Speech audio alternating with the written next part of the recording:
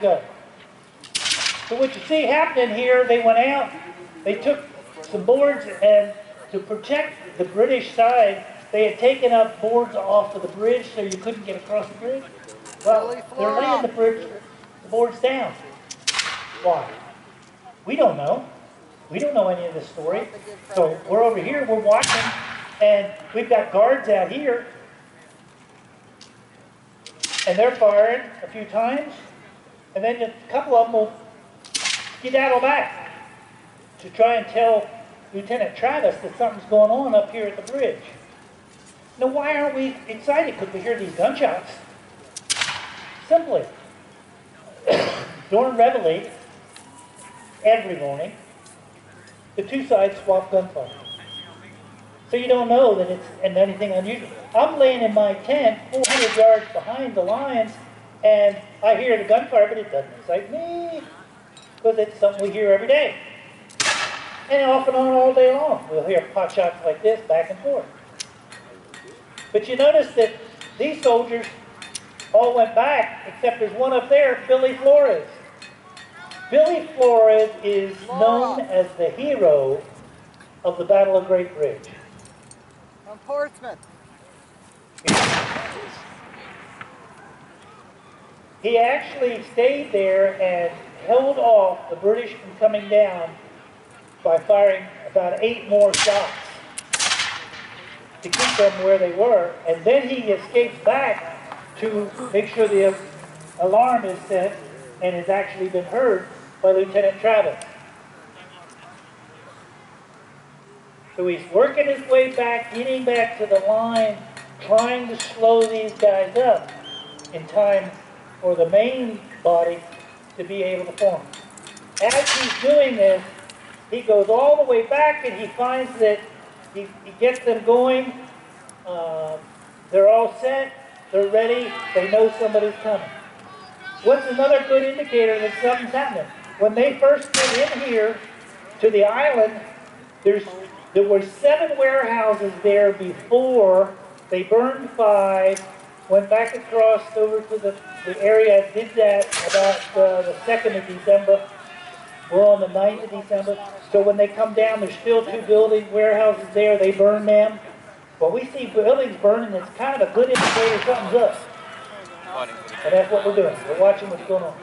Now, these guys are all rallied up here. Now, what you find is Lieutenant Travis has about 60 guys. You got 300 and some British coming at them. There's only 60 of them. But they've got 2 companies of Culpepper Militia with them who are firing rifles versus muskets, and they're over here.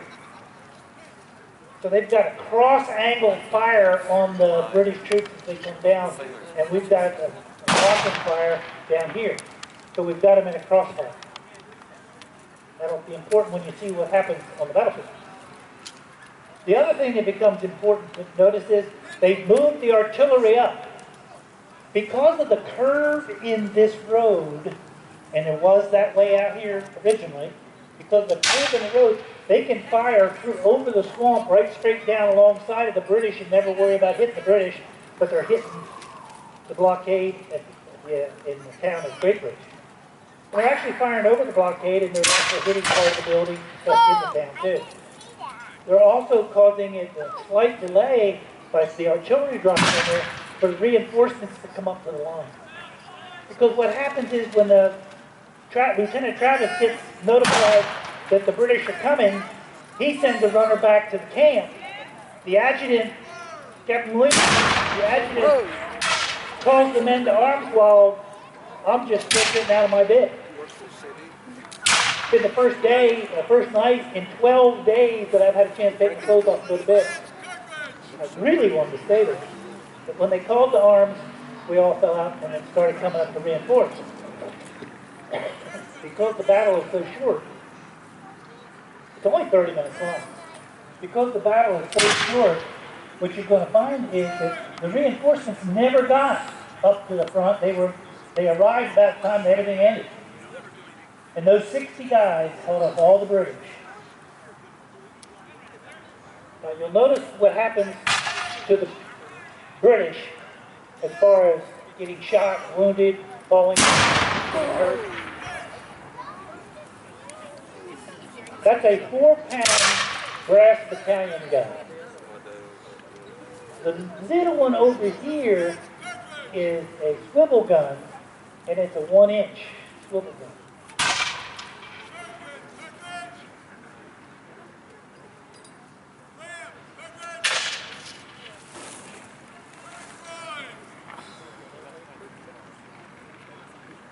Notice there's a very strict procedure to going through that. That's also one of our safety requirements. They must follow that procedure or I stop things because could be something wrong.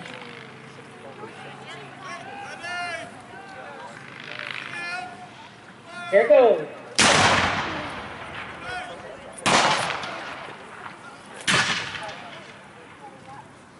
Okay, now we've got the Grenadiers coming up. See those guys with those big tall hats, them the big bad team guys? Always put them out front. That's Captain Fordyce who's leading them. Watch Captain Fordyce. He gets wounded in the knee. Oh, right about there. And then he gets within a, we're not going to let him get close enough to the strangers for safety reasons, but in actuality, he got within about 6 to 8 yards of the barricades before he went down. He went down because he weighed too much. It was all that lead that was in him. When they found his body and they took care of it, he had 14 bullet holes in him. But he had managed to get himself all the way there. He's shot the first time in the knee right here. And he marches his troops all the way up to get him there. Because of his heroism and everything else, the Americans buried him out here at the church with full military honor. They thought that much of him.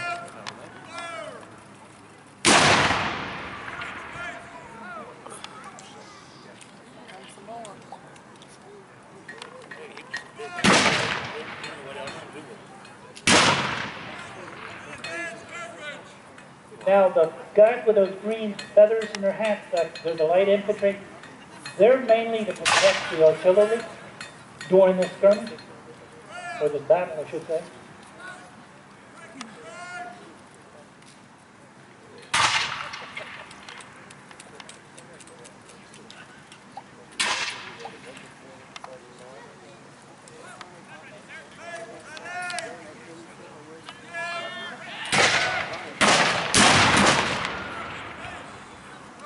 Like I said, because of the curve in the road, that artillery will be able to continue firing while the British are advancing.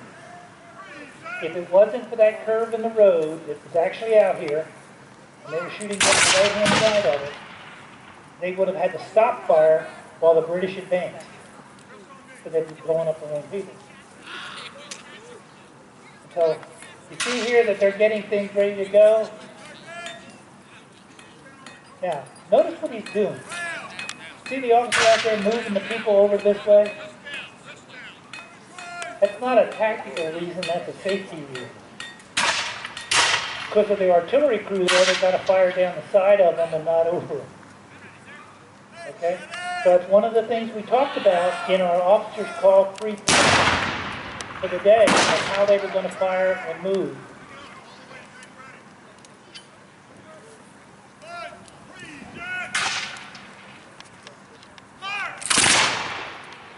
Now, I talked earlier today about volley fire, but you noticed that you all stopped, you all watched, you all saw, they all fired at once. I had a young man, and I don't see, but he's probably here, who asked the question, well, I thought they fought Indian style, you know, and so why are they all in lines and shooting and firing? Well, first of all, the red coats, the big tall hats, big the world's #1 fighting force, so they put them in red coats so everybody will see them. And it's a psychological thing. You got that red wave coming at you. That's right, and they're shooting with volleys because it makes their weapon more effective. See, the ground vest that they're using in battle sometimes is not as accurate as you would like it to be because you're loading it fast and stuff. So it could have a 6-foot hit-miss radius. I could aim at that young man and hit that gentleman over here. I could aim at him and that lady over there on that side. 6 feet, it could miss by. But if all of you fire at once, does it matter if I'm aiming at him or her? If the bullets are going like this, they're going to hit about the same height. So you're going to knock out more people by volley fire than individual fire. Besides that, by volley fire, the commander can control it much better. If they're individually scattered around firing independently, I have almost no control over when it starts to stop. Yeah, I got guns, I got fights, but sometimes in the heat of battle, you can't hear all that either. Now, if I'm beating a drum and that cannon went off just at the critical time I hit retreat, you wouldn't hear it. So that's why we keep the control of our people in tight attack. It's ours!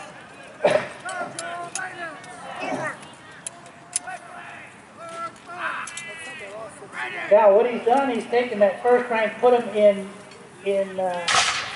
bayonets, fixed bayonets, because they're going to advance on this thing no matter what. They're going to go.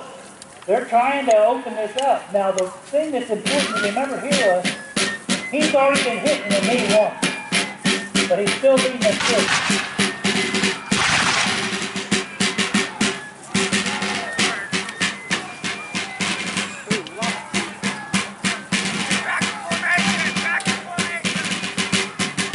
Now, what happened actually of the Grenadiers, about 30% of them died or were wounded during that one volley. But they were within 30 yards of the ramparts, so with a good volley fire by 60 guys, you're bound to get some of them. Like I said, Fordyce, because the commander of the rifles over here told them to concentrate on 4 days. He had 14 rifle barrel holes. Okay. So 14 of them aimed for him, when they, 13 aimed for him because he got shot back here wrong. So you got to know they were concentrating their fire on him. Now they're pulling back slightly, they're coming back, they're trying to get back, some of them are wounded, some are trying to get back.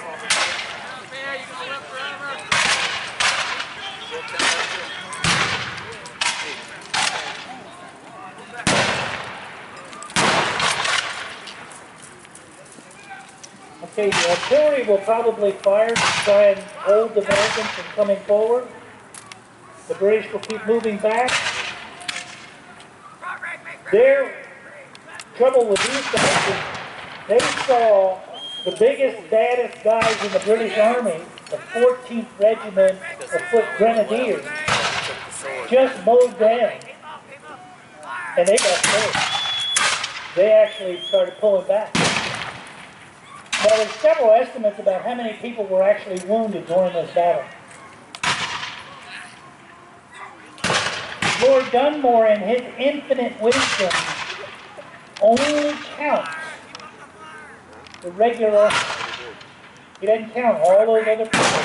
The civilians that came out of Norfolk, all of the Ethiopian regiment, the 4 people who got shot and were wounded, a lot of those in the local Queen's Army, Queen's Rangers. He didn't count any of them, only the regulars. So he said there was 36. But by the gore and the blood and the 48 that they picked up off the battlefield and took back into Great Bridge to give aid to the wounded and buried the dead with full military honors. That's something to think. But Dunmore, to get his soldiers ready and hyped up to go out there and charge those barricades and not stop, he told them if they got wounded and the heathen shirtmen from the Culpepper Militia come out, they're going to scalp you and kill you, even though you were just wounded. So what you'll hear, and I guess we'll hear, I don't know, but they did at the time, they hollered to the Americans as the Americans come out, please don't scalp us, don't scalp us, don't scalp us. Well, there was never an attempt to scalp, and what happened was they treated them with honor. They actually took the wounded back to the American hospital, treated them, and eventually returned them as prisoners of war later on. And then, like I said, buried some with full military honors. And what happens is, once all this gets done, and they get back, you'll see Captain Leslie, by the way, who was back here waiting for these guys to break through, and then they were going to rush through the opening with the Royal Ethiopians and a lot of the other people. So they were still back here. They hadn't gone out. So they were safe from the carnage. But they had to bring what wounded they had there. Now they noticed on the 10th, the next day, when they crossed the bridge, it was covered in blood. So they knew there had been a lot of wounded. And when they got in the fort, it was just covered with blood. They got word from some locals that there had been every cart, every wagon they could find was hauling wounded back to Norfolk. They had buried in one single grave in the snow all the dead and wounded in one mass grave.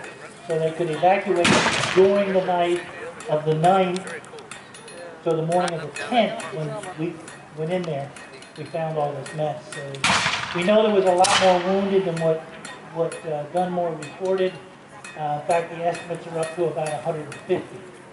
Now here is Captain Leslie coming out, and the reason he's coming out under a white flag is he wants to parlay or talk to the Lieutenant Travis and his people who are coming out to check the wounded.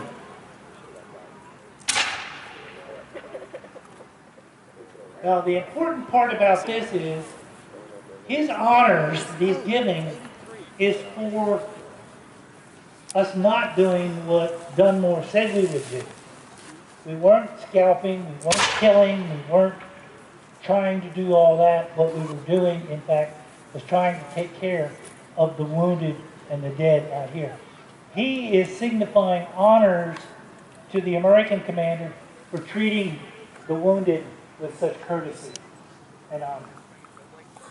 And that's the way the people of Great Bridge have been throughout their life. Always working, always treating people with fairness, goodness, and trying to help each other. Yes, I will tell you that these soldiers that were here were not mostly from here. They were from Fauquier County and Gloucester and Matthews and York County, Dumfries. Trying to think where else. But that's still not the end of the story. That was the 10th, that's the day after the carnage. Lieutenant Colonel Scott wants us to charge the fort, chase them all the way into Norfolk, take control of all of Norfolk right away. And I say no, let's use some common sense. We know that there have been reports of 350 Royal Highlanders supposedly come in on ships that are going to be fortifying that area. We go rushing in there, we may be trapped. So we're going to wait and see what happens. We send scouts out, find out that the fortifications that they put around Norfolk are next to nothing. They're just little teeny tiny berms about this high that the people can lay behind, roll over, reload, and roll back. But there's nothing to stop an army. So we eventually push forward, go into Norfolk. Everybody in the military and everybody in Norfolk on the, not everybody, but those that could, loyalists, go aboard ships. And they stay on the ship. Now we get all the way up until the end of December, and another big ship comes in, 28 guns. Once there's assault ships that British claim along the shoreline. British want us to allow them to come ashore and buy rations and provisions to go back onto the ships so that they can survive out there on the ships. And of course we say no. Why would we give them food and aid so that they can fight us and blow us out of the water with their cannons? So, and besides that, every once in a while they fire their cannons into the town of Norfolk. But they want us to give them food and everything else. No, they ain't going to do that. So what happens later on is that on the 2nd of January, the 1st of January, since we haven't provided anything, they try and get the salt ship off the side of the pier. The salt ship, we prevent that, so they start firing on the city of Norfolk. Now, I will tell you, as they fire on the city of Norfolk, they're able to get a little couple streets in with their artillery. But that's about all there is. And they get it all fire, all the warehouses. Their idea was to burn all the warehouses, but the wind was blowing from the lee side, and so it started blowing the fire further into the city. And we don't know for a fact that the British burnt down the entire city of Norfolk. We know the entire city of Norfolk burned, with few exceptions. But was it because some of those fires further back into the city were set by patriots trying to burn down establishments of loyalists? Or was the wind really that strong? We don't know. We really don't. And there'll be historians that will argue both ways. And people will fight and congeal about that whole business. But the burning of Norfolk caused a lot of those people who were either loyalists or on the teeter-totter to switch to Patriot side because the city was burned. When the city was burned and Dunmore was pushed out to sea, and he ends up over on Gwen's Island where he spends another month or so, and the 7th Virginia that's located down here from Gloucester goes over there and pushes him off Gwen's Island, he's gone from Virginia forever. That is very critical to the Revolution. The Battle of Great Bridge is historically related to the Bunker Hill of the South. Many historians say that. Because what happened in the war, by taking the port of Norfolk away from the British, all the supplies from the eastern half of North Carolina and Virginia could not go to the British. So who did they go to? They were used to supply Washington Army when they were hurting and starving and everything else. They would take and load ships out of Norfolk up the Chesapeake Bay to the head of the Elk, which is in Maryland, take there and go from there across with a wagon train to a place that you may have heard of before called Valley Forge, and let Washington's army survive to fight and win again. And when he went across the Delaware, and when he went across, when they went across the Delaware and into Princeton and fought over there, they were supplied out of Norfolk with this chain. So you became the reason Washington could be successful in the Revolution.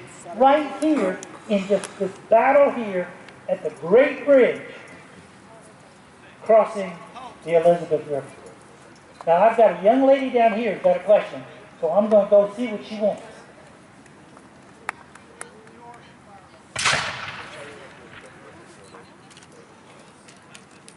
That gun was still full and we have to empty it. Ladies and gentlemen, if you'll stay here, here's why I want you to stay here.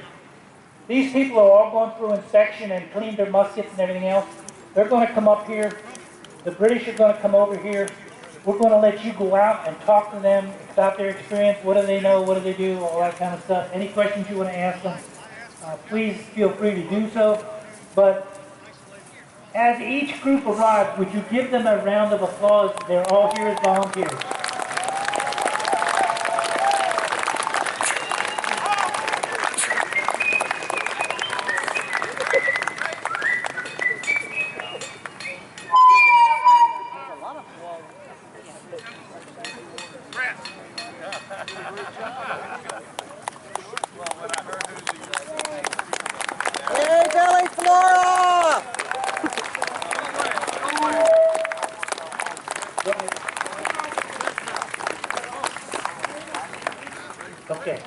meant was he was trying to let the Americans, even though they had just shot, wounded, and killed a bunch of Americans, the Americans were showing such honor and grace to the wounded and everything. He was coming out to give honors to the Americans for not hurting the wounded and taking care of them. And they took them back to the American